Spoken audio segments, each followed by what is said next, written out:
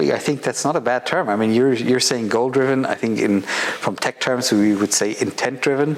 Basically, you say the result that you want to have, and the machine will find a path to transform reality into result. Exactly.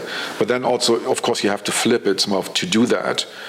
Again, if it's non-deterministic, if it's, as we've seen it with AlphaGo, of course, the same somewhere miniaturization with Arago, when the unsurprising strategies come from those algorithms, you have to think through the governance around that. Because you're dealing with scenarios you haven't encountered before. But are we not opening problems here that we actually don't have, right? Because, okay, if the machine is playing Go, right, and in move 17 it does something very strange, and everybody goes like, why is the machine doing that? But after that, the Go master cannot win any longer. And you say, everybody thinks it's very cool until they find out that their own factory floor is the Go board. And in step 17, something happens in your factory floor that you don't understand, but that eventually makes you win. Like, isn't that but that's a human problem. It's not a technical problem at all. It's a human problem. I think, the fundamental one, even just to deal with, especially this non-deterministic way of running process all the way to non-deterministic automation, you have to change the organization. You have to change the mindset. But we have this, I mean, this is the inherently funny thing. All people are non-deterministic, unless you can say you can predict everybody exactly, and maybe some profile builders might say that, but people are generally non-deterministic. Even though you predict them, and then they might break out in the strangest of times, right, is when it happens. And we've been working with people for a very long time. So we can deal with non-determined. And our solution for standardized processes has been we want to make people more work like machines, more predictable, more boundaries, more whatever, which makes people ever more unproductive because they get depressed and they don't feel the purpose of their work and all these first world problems that we have. That comes because we are trying to industrialize people.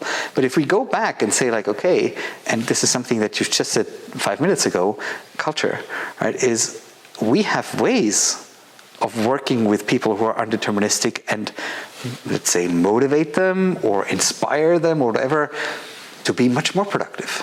Like, how can we adopt these ways into modern business where AI is non-deterministic? It's not so purpose-driven, right? But it's not. To your point, I think but as a society, we are more happy to accept mistakes by humans than mistakes by machines. But then also you can flip to the other side. And if these technologies are being proven, at the moment it's still a smallish kind of solution. It's task automation, it's small process steps being optimized. But if you think the next steps, the more complex the solutions, the systems go, the potential of mistakes, of course, grew exponentially. And again, that we are back to we have to think a much more outcome-centric way of thinking about governance. It's not just around the legalistic way of are we understanding model drift, are we thinking about bias of data inputs. We literally have to make sure the business outcome organization are delivering. It's in a legal conform way and achieving the right outcome. So again, you have to flip it on its head. And with non-deterministic models, that's why the organizations are struggling. Because how do you ascertain, and we need the honesty, there's so much we don't know about these new technologies. Even more reason to have a semantic data pool beyond it, because then you can put these non-deterministic decisions, right, into a context where you can still explain them. No, absolutely. But again, that takes a lot of education to the market to get that. Again, it's such a noisy market, and broadly speaking, it's a mindset of some machine learning statistical approaches. Tom, like here's I'm going to be a bit provocative. I say, absolutely. Like, I thought the same way in terms of we need to educate the market and so on. And I've given a lot of talks, and I've tried to explain semantic data and how data is created and how it propagates through the system. And I've been trying to explain how AI makes decisions and what AI actually is and what are we applying it for. And all these people, they follow the keynote and they look with big eyes and they say, well, thank you very much, great content and blah, blah, blah. And they have understood nothing. I've toured like Germany and Europe with exactly the same slide set for a few years ago, like for more than a year. And I was surprised that people needed to hear this over and over again. What I think we should focus on is the business results you want. Like, what is really, like, don't try to understand how to get there, because you don't want to know the math. I find out when I get excited and I want to talk about the math, right? People go like, oh my God, go away. Like, stop, Chris. Can I buy you a beer? Shut up. Can we talk about more of the business? What happens if you no longer need standardization? What happens if the times you have planned in your process shrivel down to zero for inter-team or inter-competency or inter-company communication, like in collaboration? What happens if all of that is happening at machine speed? What happens if we can determine who's buying, who's not buying, why they're buying, why they're not buying, what products they need, and so on at machine speed? Like, we can get all this information today. Sometimes it takes years, right? But what if it's available instantly? What does this do to business models?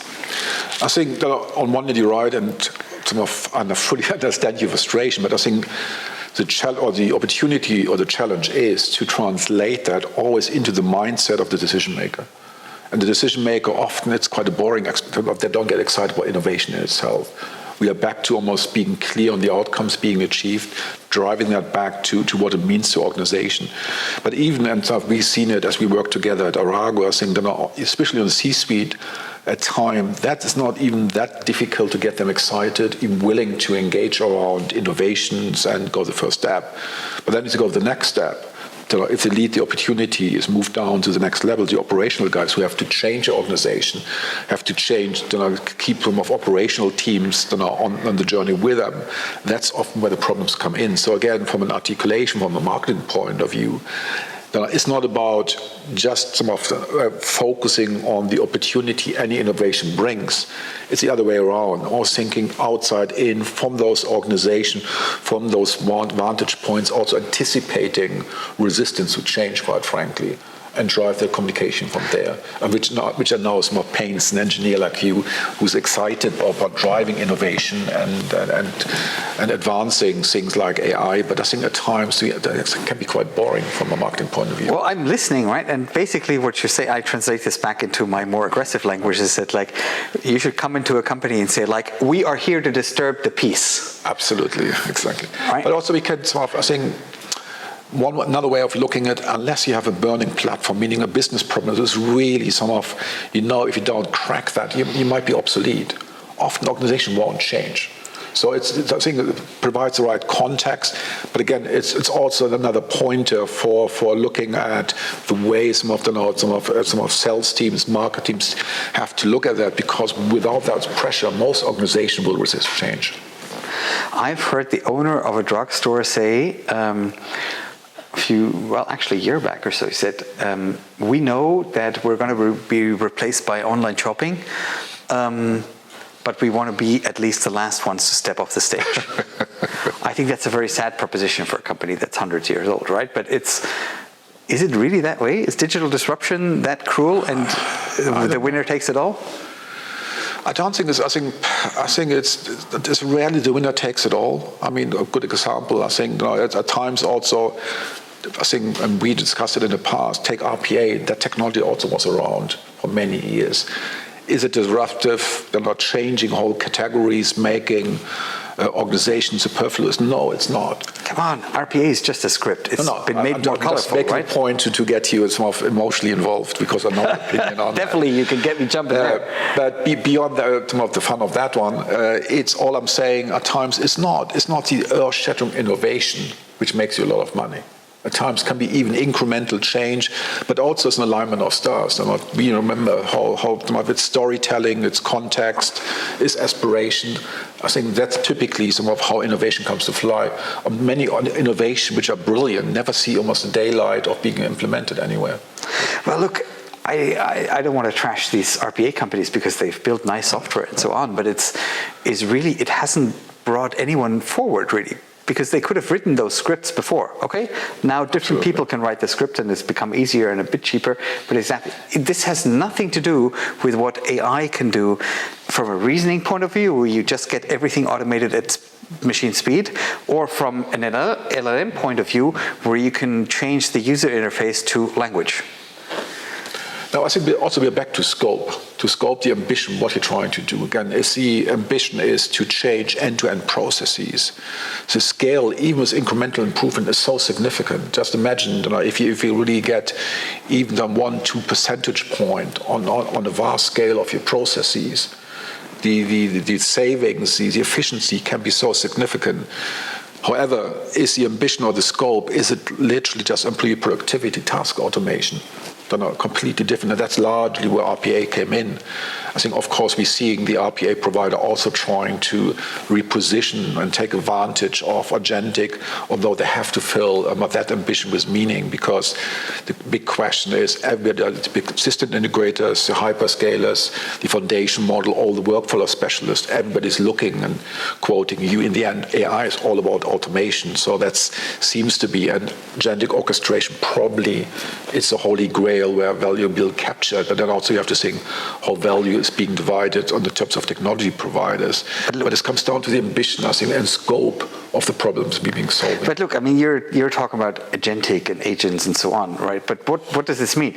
Doesn't it just mean you have a general AI platform, and then you have these specialized applications of this so that the agent performs one task? Reset your password across all applications, book your flight, I don't know, get the perfect tea for you. Well, it doesn't matter, right? But that's, theoretically, the platform is able to do all of those, and to make them more digestible for you and more manageable for governance and compliance and so on, we break them up into small parts, and then we have something that looks like a very specialized AI. And potentially there might be specialized AIs doing it. Like, is that what we're doing with agentic platforms? It's a question who you asked. It sounds as tried, and to be honest, it always depends. But it's on, again, it's in the eye of the beholder in the sense of what the ambition is. At the moment, I think it feels like now we're looking at small tasks we're trying to optimize. But broadly speaking, it's a task we know. We know it's about, and typically we get the inspiration to consumer technology, consumer use cases, booking a website, putting something else. On one end, it's quite accessible, but also typically means it's a modern system, there's an API available, it's a clear flow of tasks, but again, it's not the complex end-to-end complexity where we have to deal with unknowns, with much more complex data requirements, but also much more complex decision requirements. Yeah, but the technology seems to be ahead of business quite a bit, right? So, like, we're now putting MCP as a protocol into the platform so that other agents can control our knowledge-based AI and basically cut out agents from our system and so on and so forth. Where I see that's totally not the problem, because importing knowledge into the system is just fine. It's more the question of, do people allow the AI to act independently? Absolutely. Like, you have a culture. Let me get back to that culture thing, because for me this is most fascinating, right? I've been building platforms and algorithms for so many years, and now for the last 2 years I'm confronted with, can we introduce true artificial intelligence and a natural way of exponentially training the artificial intelligence by conversing with people into the system? Like, what's the cultural contribution? I have this feeling that, and I kill the problem by having a lot of on-site meetings, face-to-face meetings with people and trying to equilibrate their fears and so on. But what's your experience in the market with culture? It's huge. I think it's, and even culturally, if you look at different geographies, like take the American market, much more willing to invest, some of try and error, not being afraid of even failing. In Europe, probably much more reserved, careful, waiting for change.